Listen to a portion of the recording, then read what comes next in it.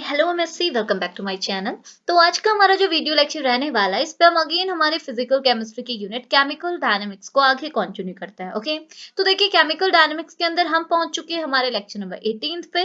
और आज के इस 18th लेक्चर का टॉपिक बनने वाला है फास्ट रिएक्शन। ओके, तो देखिए ना, फास्ट रिएक्शन पे ऑलरेडी मैं आपको थोड़ा बहुत दो लेक्चर पे डिस्कशन करा चुकी हूँ। क्या करा चुकी हूँ? तो देखो, मैंने आपको पहले भी बोला हुआ, आपके सिलेबस पे फास्ट रिएक्शंस के बारे में क्या पूछा गया है। आपसे फर्स्टली पूछा गया फास्ट रिएक्शंस होती क्या है और उनके जनरल कैरेक्टरिस्टिक क्या है। तो ये दोनों चीजें मैं आपको कहाँ कंप्लीट करा चुकी हूँ, लेक्चर नंबर 16 पे कंप्लीट करा चुकी हूँ। ओके, उसके बाद मैंने बोला था अब आपसे ये भी पूछा जाएगा कि क्योंकि आपकी जो फास्ट रिएक्शंस होती है, इन फास्ट रिएक्शंस का अगर आप रेट निकालना चाहते हैं तो प्रैक्टिकली आप फास्ट रिएक्शंस का रेट नहीं निकाल सकते। तो अगर आप फास्ट रिएक्शंस का रेट प्रैक्टिकली नहीं निकाल सकते तो आपको कुछ लेजर टेक्निक्स का यूज करना होता है और उन टेक्निक्स के थ्रू अपनी फास्ट रिएक्शंस का रेट निकालना होता है।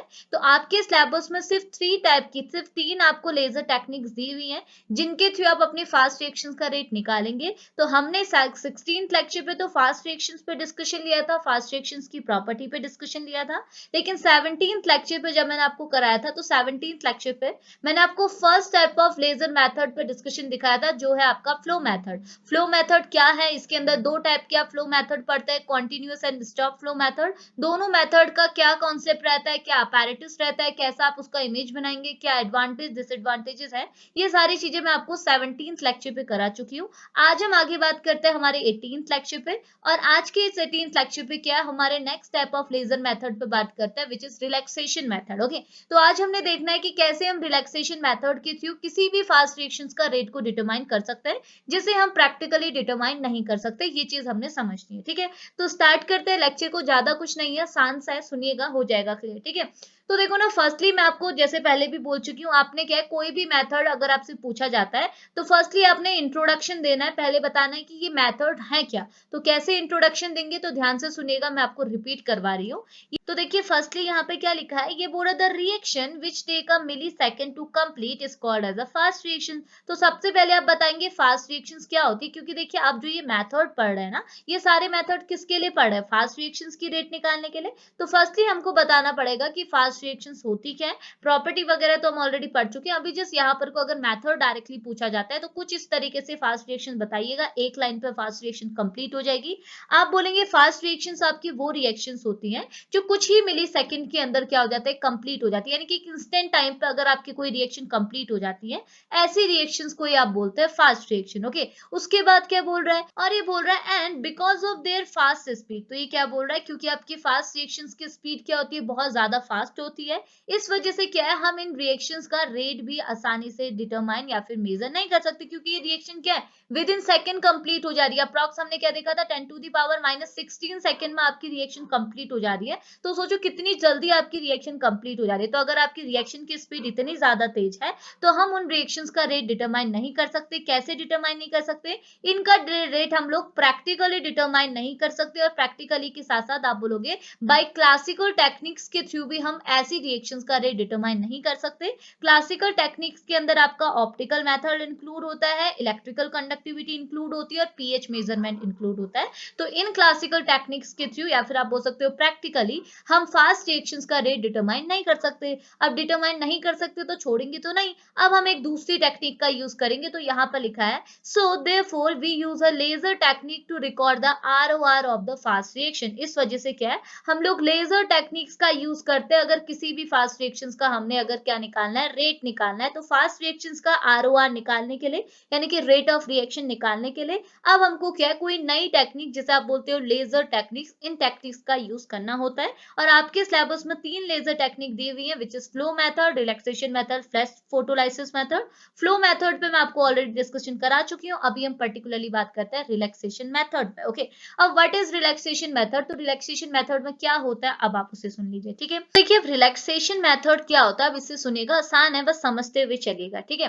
तो पहली चीज यहाँ पे ये बोल रहा है कि ये जो रिलैक्सेशन मेथड है इसकी भी कुछ कंडीशन होंगी। जैसे हमने जब फ्लो मेथड पढ़ा था, हमने जब ये फ्लो मेथड पढ़ा तो मैंने फ्लो मेथड के अंदर आपको दो मेथड पढ़ाए और दोनों मेथड पे कंडीशन दी कि अगर आपका फ्लो मेथड पहला वाला क्या था, आपका कॉन्टिन्यूअस फ्लो मेथड, दूसरा टाइप आपका क्या था, स्टॉप्ड फ्लो मेथड। तो मैंने बोला कॉन्टिन्यूअस फ्लो मेथड कुछ पर्टिकुलर रिएक्शंस के लिए एप्लीकेबल है और वो रिएक्शंस क्या है वो मैं आपको ऑलरेडी बता चुकी हूँ। और जो आपके स्टॉप्ड फ्लो मेथड है वो भी कुछ पर्टिकुलर रिएक्शंस के लिए ही यूज किया जाता है। सिमिलरली आपको ये चीज यहाँ पे बोलनी है कि जो आपका रिलैक्सेशन मेथड है, इस रिलैक्सेशन मेथड की हेल्प से आप किसी भी फास्ट रिएक्शंस का रेट तो डिटरमाइन कर पाएंगे, बट यहाँ पे आपकी रिएक्शंस कैसी होंगी वो भी आपकी एक स्पेसिफिक कंडीशन बन जाती है। तो यहाँ पे क्या लिखा हुआ है सुनेगा, ये बोल रहा था relaxation method is used to study the rate of reaction. आप इस मेथड की हेल्प से किसी भी फास्ट रिएक्शंस की रेट तो निकाल सकते हैं, बट वो फास्ट रिएक्शंस कैसी होनी चाहिए, तो यहाँ लिखा हुआ द फास्ट रिएक्शंस आपकी कैसी होनी चाहिए, रिवर्सिबल होनी चाहिए, जहां पे आपको इक्विलिब्रियम एस्टैब्लिश होते हुए दिखे।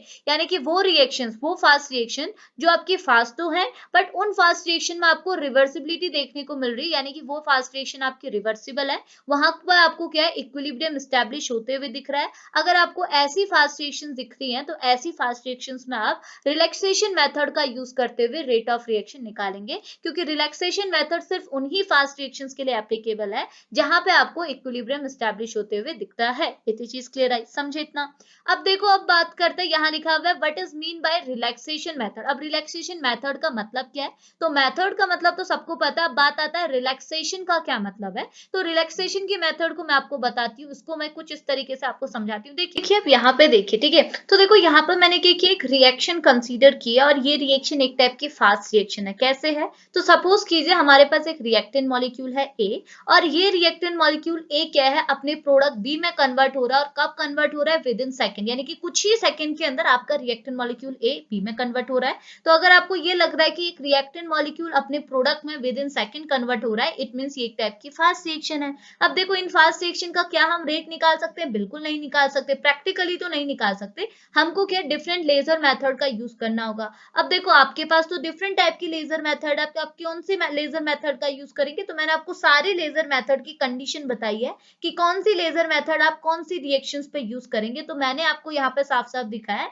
कि यहाँ पे आपके रिएक्टेंट मॉलिक्यूल ए और प्रोडक्ट बी, इनके बीच में क्या हो रहा है, फास्ट रिएक्शन तो हो रही है, बट ये जो रिएक्शन है वो इक्विलिब्रियम एस्टैब्लिश भी कर रही है। तो अभी अभी मैंने आपको बोला कि अगर किसी भी फास्ट रिएक्शन में इक्विलिब्रियम एस्टैब्लिश होता है, इट मींस यहाँ पर को आप कौन सा मेथड का यूज करेंगे, रिलैक्सेशन मेथड का यूज करेंगे। इट मींस क्या होगा, अब यहाँ पे हम इस रिएक्शन में क्या लगाएंगे, रिलैक्सेशन मेथड लगाएंगे, और रिलैक्सेशन मेथड की हेल्प से इस रिएक्शन की काइनेटिक्स को निकालेंगे। तो एक्चुअल में होता क्या, हम इस रिलैक्सेशन मेथड की हेल्प से इस रिएक्शन की क्या निकालते हैं, रिलैक्सेशन टाइम की वैल्यू निकालते हैं। किसके निकालते हैं, रिलैक्सेशन टाइम की वैल्यू, जिसे हम किससे रिप्रेजेंट करते हैं, टाउ से रिप्रेजेंट करते हैं, यहाँ पे आप देख सकते हैं, ठीक है। और अगर हम यहाँ पे इसके रिलैक्सेशन, इस रिएक्शन के रिलैक्सेशन टाइम की वैल्यू अगर मैं निकाल दूं, तो इस रिलैक्सेशन टाइम की वैल्यू की हेल्प से मैं इस रिएक्शन की काइनेटिक्स या फिर रेट भी निकाल सकती हूँ। तो एक्चुअल में होता क्या है इस टाइप के मेथड के अंदर, उसको मैं आपको सिंपली कुछ इस तरीके से बताती हूँ। देखो ना, रिलैक्सेशन मेथड के अंदर हमने करना क्या होता है, हम ये करते हैं, हमको पता है रिलैक्सेशन मेथड के अंदर जो हम फास्ट रिएक्शन लेंगे वहां इक्विलिब्रियम एस्टैब्लिश है। तो अब हम रिलैक्सेशन मेथड में क्या करेंगे, इस इक्विलिब्रियम को डिस्टर्ब करेंगे, या फिर आप बोल सकते हो परटर्ब करेंगे। रिलैक्सेशन मेथड आपको ये बोल रहा है कि आपकी जो ये फास्ट रिएक्शन है, जिनमें आपके रिएक्टेंट और प्रोडक्ट के बीच में इक्विलिब्रियम एस्टैब्लिश है, आप इस इक्विलिब्रियम को क्या करो, डिस्टर्ब करो या फिर परटर्ब करो। कैसे करेंगे वो हम नीचे देखेंगे। अभी जस्ट देखो कि आपने सपोज करो कि यहाँ जो इक्विलिब्रियम है उसे आपने डिस्टर्ब किया। अब देखो, अगर आपने यहाँ इक्विलिब्रियम डिस्टर्ब किया, अब ये डिस्टर्ब में तो रहेगा नहीं, यहाँ पे क्या होगा, आप यहाँ पर को ली चैटलियर प्रिंसिपल लगाएंगे, और ली चैटलियर प्रिंसिपल के अकॉर्डिंग क्या होगा, यहाँ पे आपका इक्विलिब्रियम दोबारा स्टैब्लिश होना चाहेगा, ठीक है। तो अब होगा क्या, यहाँ पे क्या होगा, आप एक टाइम का गैप देखेंगे, वो टाइम का गैप किसके बीच का होगा, देखो एक तो होगा इनिशियल टाइम, आप वो टाइम कंसीडर करेंगे जहां पे आपने यहाँ पे इक्विलिब्रियम को डिस्टर्ब किया, यानी कि जब आपका इक्विलिब्रियम डिस्टर्ब हुआ उसका टाइम मेजर करेंगे। और जब आपका इक्विलिब्रियम डिस्टर्ब हुआ, वो डिस्टर्ब में तो रहेगा नहीं, अब वो क्या है, ली चैटलियर प्रिंसिपल के अकॉर्डिंग वो दोबारा से क्या करेगा, अपना इक्विलिब्रियम एस्टैब्लिश करेगा। तो डिस्टर्ब करने के बाद जब वापस से आपका इक्विलिब्रियम एस्टैब्लिश होता है, तो उसके बीच का जो टाइम गैप होता है, इसी को क्या बोलते हैं हम लोग, रिलैक्सेशन टाइम। और इसी रिलैक्सेशन टाइम की हेल्प से हम लोग क्या करते हैं, अपनी रिएक्शन की, अपनी फास्ट रिएक्शन की काइनेटिक्स को मेजर करते हैं। इतना समझ में आया। तो यहाँ पे आपने कुछ इस टाइप का काम करना होता है। तो देखो, अभी मे भी आपको इतना अच्छा समझ में नहीं आया होगा, बट मैं आपको थ्योरी के साथ लेते हुए चलूंगी तो डेफिनेटली आएगा।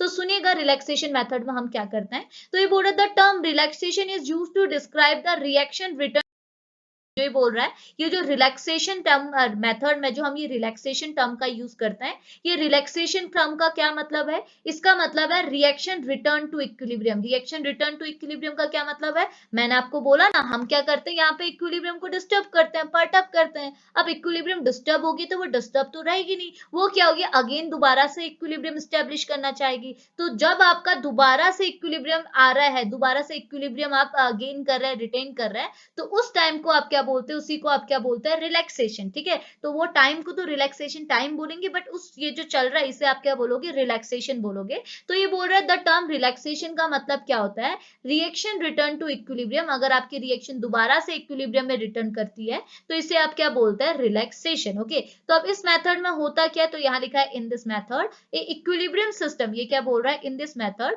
अ equilibrium system is subjected to be a external perturbation such as a temperature change etc. तो इस मेथड के अंदर हम क्या करते हैं, हमारा जो इक्विलिब्रियम सिस्टम है इसे क्या करते हैं, एक्सटर्नल पर्टर्बेशन कराते हैं। एक्सटर्नल पर्टर्बेशन मतलब एक्सटर्नली हम इसे क्या करते हैं, पर्टर्ब करते हैं, डिस्टर्ब करते हैं। किसकी वजह से, डिफरेंट टाइप के चेंजेस की वजह से, जैसे टेम्परेचर चेंज हो गया, प्रेशर चेंज हो गया, इलेक्ट्रिक करंट चेंज हो गया, वो सारे मेथड के थ्रू वो हम नीचे डिस्कस करेंगे। ठीक है, तो अभी चीज इतना बोल रहा है कि इस मेथड के अंदर हम क्या करते हैं, in this method equilibrium system is subjected to be external perturbation, यानी कि इक्विलिब्रियम सिस्टम में हम लोग क्या करते हैं, एक्सटर्नल पर्टर्बेशन लगाते हैं, एक्सटर्नली हम उसे पर्टर्ब करते हैं, डिस्टर्ब करते हैं। किसकी वजह से, टेम्परेचर चेंज की वजह से, वॉल्यूम चेंज की वजह से, प्रेशर चेंज की वजह से, जिसकी वजह से क्या होता है, ये बोल रहा है when a change is applied suddenly, जब आप ये चेंज क्या है, सडनली कराएंगे, अचानक से ये चेंज कराएंगे, the lagging time is take the system to reach a new equilibrium position is related to a kf and kr constant and this is called as the relaxation time which is represented by tau. Okay, तो ये क्या बोल रहा है, जब आप किसी भी इक्विलिब्रियम सिस्टम में अचानक से पर्टर्बेशन कराते हैं, अचानक से उसे डिस्टर्ब करते हैं, तो वहां पे क्या है, एक आपको एक टाइम गैप मिलता है। वो टाइम गैप किसका होता है, वो टाइम गैप होता है जब आपका सिस्टम डिस्टर्ब हुआ है, और डिस्टर्ब करने के बाद जब वो अगेन अपना इक्विलिब्रियम स्टैब्लिश करता है, उसके बीच के जो टाइम गैप होता है उसी को आप क्या बोलते हैं, relaxation time which is represented by tau. Okay, और ये रिलैक्सेशन टाइम किससे रिलेट करता है, के एफ एंड के आर कॉन्स्टेंट से। अब ये के एफ और के आर कॉन्स्टेंट क्या है, आपको पता है, जब भी आप इक्विलिब्रियम रिएक्शंस की बात करते हैं तो आपके रिएक्शंस क्या है, इक्विलिब्रियम का मतलब क्या है, रिएक्शंस क्या है, फॉरवर्ड डायरेक्शन में भी जा रही है, बैकवर्ड डायरेक्शन में जा रही है। तो होता कि अगर मैं फॉरवर्ड डायरेक्शन का कांस्टेंट लूं तो मुझे के एफ होगा, के एफ मतलब क्या हुआ, कांस्टेंट फॉर फॉरवर्ड डायरेक्शन, के बी मतलब क्या हुआ, कांस्टेंट फॉर बैकवर्ड डायरेक्शन। तो हमने जो हमारा जो रिलैक्सेशन टाइम है वो किस पे डिपेंड करता है, किससे रिलेट करता है, आपके इन दोनों कांस्टेंट है। तो मैंने यहाँ पर लिखा हुआ है कि के इक्विलिब्रियम, यानी कि अगर आप इस इक्विलिब्रियम की वैल्यू निकालना चाहते हैं तो आपको पता है के इक्विलिब्रियम किसके इक्वल होगा, फॉरवर्ड रिएक्शन के constant divided by backward reaction के कांस्टेंट। तो मैंने लिखा है के एफ डिवाइडेड बाय के वी, और यहाँ जो रिलैक्सेशन टाइम है जिसे हम टाउ से रिप्रेजेंट करते हैं उसका फॉर्मूला मैंने डायरेक्टली लिखा है, उसके लिए डेरिवेशन की कोई नीड नहीं है। आप लिखोगे tau is equal to 1 divided by K F minus K B. तो यहाँ पे आपको क्या है, रिलैक्सेशन टाइम की वैल्यू मिल जाएगी। और हमने बोला जैसे रिलैक्सेशन टाइम किस पे रिलेट करता है, किस पे डिपेंड करता है, के एफ एंड के आर कॉन्स्टेंट पे डिपेंड करता है। ठीक है, के एफ एंड के आर आपका क्या है, के आर बोला है, के आर मतलब रिवर्सिबल की बात कर रहे हैं, या फिर रिवर्सिबल या फिर आप बैकवर्ड कुछ भी बोल सकते हैं, आपकी मर्जी। ठीक है, इतना समझ में आया। अब देखो, अब यहाँ पर नेक्स्टली यहाँ पर को क्या लिखा हुआ है, रिलैक्सेशन टाइम को एक्सप्लेन कर रहा है, वापस से एक सिंपल लैंग्वेज में किया हुआ है। तो ये बोल रहा है रिलैक्सेशन का मतलब क्या होता है, ये बोल रहा है the term relaxation is used to describe the return of reaction to the equilibrium after the disturbance। ठीक है, तो ये बोल रहा है आपको रिलैक्सेशन जो टर्म है ये आपको क्या डिफाइन कर रहा है, ये आपको डिफाइन कर रहा है कि आफ्टर डिस्टर्बेंस, जब आप किसी इक्विलिब्रियम सिस्टम में डिस्टर्बेंस कर लेते हैं, उसमें पर्टर्बेशन ले आते हैं, तो आफ्टर डिस्टर्बेंस जब आपकी रिएक्शन अगेन इक्विलिब्रियम में आती है तो उसी रिटर्न ऑफ रिएक्शन को आप क्या बोलते हैं, उसका रिलैक्सेशन बोलते हैं। अब आगे ये बोल रहा है if we perturb the system at a equilibrium the rate of relaxation towards the new equilibrium depend upon the rate constant of a forward and the backward reaction। तो ये बोल रहा है अगर हमारी कोई रिएक्शन क्या है, इक्विलिब्रियम में है और हम उस रिएक्शन को क्या कर रहे हैं, पर्टअप कर रहे हैं, तो उस केस में जो रिलैक्सेशन को है, इक्विलिब्रियम का जो रेट ऑफ रिलैक्सेशन, अगर मैं यहाँ पर रेट ऑफ रिलैक्सेशन की बात करूं तो ये रेट ऑफ रिलैक्सेशन किस पे डिपेंड करेगा, रेट कांस्टेंट पे, फॉरवर्ड रेट कांस्टेंट और बैकवर्ड रेट कांस्टेंट पे डिपेंड करेगा, जो मैं आपको ऑलरेडी ऊपर बता चुकी हूँ। और हम इसके फॉर्मूले से भी देख सकते हैं कि ये जो आपका रिलैक्सेशन है वो किस पे डिपेंड कर रहा है, आपके के एफ एंड के बी पे डिपेंड कर रहा है, ये चीज आपने बतानी है। तो फर्स्टली हमने बात कर लिया कि रिलैक्सेशन का क्या मतलब है और रिलैक्सेशन मेथड में आपको क्या करना होता है, इतना कर लेंगे तो ये सिंपल सी बात है। अब आगे क्या बोल रहा है सुनेगा, ये बोल रहा है देयर आर 3 डिफरेंट टेक्निक, आपके पास क्या है 3 डिफरेंट टाइप की टेक्निक है जिसकी वजह से आप क्या करते हैं अपने इक्विलिब्रियम सिस्टम को क्या करता है डिस्टर्ब करते हैं या फिर पर्टअप करते हैं, और जिसकी वजह से आपको रिलैक्सेशन टाइम देखने को मिलता है। और वो 3 मेथड आपके क्या है, 3 डिफरेंट टेक्निक आपकी क्या है, एक होता है प्रेशर जंप, एक होता है इलेक्ट्रिक फील्ड जंप, एक होता है टेम्परेचर जंप। प्रेशर जंप को आप पी जंप कहते हैं, इलेक्ट्रिक फील्ड जंप को ई जंप कहते हैं और टेम्परेचर जंप को टी जंप कहते हैं। तो नाम से पता चल रहा है pressure jump, electric field jump और टेम्परेचर जंप का क्या मतलब है कि हम क्या करेंगे इन तीनों के थ्रू क्या करेंगे यहाँ पर डिस्टर्बेंस क्रिएट करेंगे, पर्टर्बेशन क्रिएट करेंगे। अगर मैं इक्विलिब्रियम डिस्टर्ब किसकी वजह से कर रही हूँ, प्रेशर में चेंज की वजह से कर रही हूँ, इट मींस यहाँ पर जो जंप मतलब यहाँ जो आपका डिस्टर्बेंस हो रहा है वो किसकी वजह से हो रहा है, बिकॉज ऑफ प्रेशर जंप की वजह से। अगर इलेक्ट्रिक फील्ड की वजह से कर रही हूँ इट मींस ये इलेक्ट्रिक फील्ड जंप हुआ। अगर यहाँ जो डिस्टर्बेशन पर्टर्बेशन जो हो रहा है वो किसकी वजह से हो रहा है, टेम्परेचर चेंज की वजह से हो रहा है, इट मींस ये आपका क्या हो गया, टेम्परेचर जंप हो गया। इतना कर लेंगे। अब देखो अब हम क्या करेंगे इन तीनों चीजों को सेपरेटली पढ़ेंगे। प्रेशर जंप क्या होता है, इलेक्ट्रिक फील्ड जंप क्या होता है, टेम्परेचर जंप का होता है, और ये वाले जंप यानी कि ये तीनों आपके डिफरेंट टाइप के डिस्टर्बेंस है, ये तीनों आपकी क्या पर्टर्बेशन है। अब हमने ये भी देखना है कि किस टाइप के रिएक्शन में आप ये पर्टर्बेशन का यूज करते हैं। ओके, तो देखिए अब आगे क्या बोल रहा है। देखिए पर्टिकुलर पहले पॉइंट पर आ जाते हैं जो है आपका प्रेशर जंप। अब प्रेशर जंप क्या होता है वो समझते हैं, देन उसके बाद temperature and electric field jump क्या होता है वो समझते हैं। ठीक है, तो प्रेशर जंप का पहला पॉइंट क्या बोल रहा है, ये बोल रहा है pressure jump is a technique used to study the chemical kinetics. तो प्रेशर जंप एक ऐसी टेक्निक है जिसका यूज कहाँ किया जाता है, किसी भी केमिकल काइनेटिक्स की स्टडी के लिए किया जाता है। नेक्स्ट पॉइंट आप क्या बोलेंगे, ये बोल रहा है it involve a make a rapid change in a pressure of the experimental system and observing the return to a equilibrium or the steady state। Okay, तो ये बोल रहा है प्रेशर जंप में आप क्या करते हैं, एक रैपिड चेंज करते हैं। किसमें रैपिड चेंज करेंगे, ऑब्वियस सी बात है प्रेशर के में रैपिड चेंज करेंगे। और किसके प्रेशर में रैपिड चेंज करेंगे, एक्सपेरिमेंटल सेटअप जो आपका क्या इक्विलिब्रियम में एस्टेब्लिश है उसके प्रेशर में क्या करेंगे, रैपिड चेंज करेंगे। और क्या ऑब्जर्व करेंगे कि वहां पे आपका रिटर्न टू इक्विलिब्रियम या फिर रिटर्न टू स्टेडी स्टेट क्या है। ठीक है, इतनी चीज समझ में, यही चीज तो बोला कि पहले आप क्या करेंगे अपने जो इक्विलिब्रियम सिस्टम है उसमें क्या करेंगे, रैपिड प्रेशर चेंज करेंगे, और उस प्रेशर चेंज की वजह से वहां पर जो रिलैक्सेशन टाइम है, रिटर्न टू इक्विलिब्रियम क्या रिलैक्सेशन टाइम है जिसे आप स्टेडी स्टेट भी कहते हैं, उसको आप क्या करेंगे, ऑब्जर्व करेंगे। नेक्स्ट पॉइंट आपको क्या बोल रहा है, ये बोल रहा है this allow the study of a shift to a equilibrium of a reaction that equilibrate in a period between the millisecond to a hours। Okay, तो ये बोल रहा है इसकी वजह से क्या होगा, ये हमको किस चीज के लिए अलाउ करती है, ये हमको अलाउ करती है to study the shift in an equilibrium. ये हमको किस चीज के लिए अलाउ करती है, यहाँ से हमको क्या पता चलेगा कि आपके इक्विलिब्रियम में कितना शिफ्ट आया, यानी कि इक्विलिब्रियम में कितना चेंज है, जिसे आप बोलते हो रिलैक्सेशन टाइम, जिस ऑफ किसका, आपके रिएक्शन का, मतलब आपके रिएक्शन में कितना रिलैक्सेशन टाइम है उसकी हम इसकी स्टडी कर सकते हैं, जो कि कितने टाइम का रह सकता है, जो कि किसके बीच का होता है, कुछ मिली सेकेंड से आवर्स के बीच का उसका टाइम रहता है, यानी कि रिलैक्सेशन टाइम की वैल्यू मिली सेकेंड से आवर्स के बीच की हो सकती है। ओके, नेक्स्ट पॉइंट लास्टली क्या बोल रहा है, ये बोल रहा है these changes often being observed using a absorption spectroscopy or fluorescence spectroscopy or through the other spectroscopic techniques such as the CD, FTIR, NMR and that can be used। ठीक है, अब नेक्स्ट लास्ट क्या बोल रहा है, ये बोल रहा है these changes often been observed using a absorption spectroscopy or a fluorescence spectroscopy or few other spectroscopic techniques such as a CD, FTIR and NMR can also be used। okay, तो यहाँ पे जो हमको चेंज देखने को मिल रहा है, जो हम ऑब्जर्वेशन यहाँ पे जो shift in equilibrium relaxation time जो हम देख रहे हैं, इसको हम किसके थ्रू ऑब्जर्व कर सकते हैं, यहाँ पे हम वेरियस स्पेक्ट्रोस्कोपिक टेक्निक जैसे ऑब्जर्प्शन स्पेक्ट्रोस्कोपिक टेक्निक का यूज कर सकते हैं, फ्लोरेसेंस स्पेक्ट्रोस्कोपिक टेक्निक का यूज कर सकते हैं, साथ ही साथ इसके अलावा आपके सीडी हो गया, एफटीआईआर हो गया, एनएमआर हो गया, इन स्पेक्ट्रोस्कोपिक टेक्निक का यूज करके इस ऑब्जर्वेशन को हम ऑब्जर्व कर सकते हैं, इस शिफ्ट इन इक्विलिब्रियम को, इस रिलैक्सेशन टाइम को हम ऑब्जर्व कर सकते हैं। ठीक है, अब आगे बोल रहा है कि ये जो आप पी जंप है इसको आप किस टाइप की रिएक्शन में देखते हैं, तो यहाँ लिखा है the P jump method is use for the formation of a ionic complex that is reaction of a ferric ion to a various ion. Okay, तो ये बोल रहा है जो आपका पी जंप मेथड है इसका आप यूज कहाँ करते हैं, आयनिक कॉम्प्लेक्स की रिएक्शन, जनरली आपकी जो आयनिक रिएक्शंस होती हैं